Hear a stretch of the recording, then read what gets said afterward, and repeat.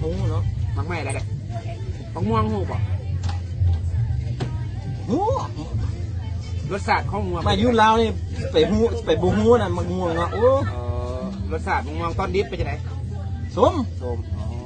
ธรรมดาส้มมักโม่หูบ่โอ้วอเตอร์เมลอนวอเตอร์เมลอนเหรอวอเตอร์เมลอนเนาะมาค้ำกับคำดิบมันส่งมือกันคำพูดของมันแต่ว่าฉันมักไข่ห้ำเนี่ยมักไข่ห้ำก็อาจจะเคยได้ยินเนาะได้ยินเคยกินบ่มักไข่ห้ำจะเคยกินอยู่เนาะเขาไปเขาเอ้าไปน้ำปลาได้กินแล้วมันด่ะเป็นยังหัวบอกบ่ได้ว่าจะเคยกินบ่มักไข่ห้ำจะเป็นยังหัวต้องคอยเซียวเอาว่าจะซื้อบ่ได้ไปหยังเคยกินบ่เคยกิน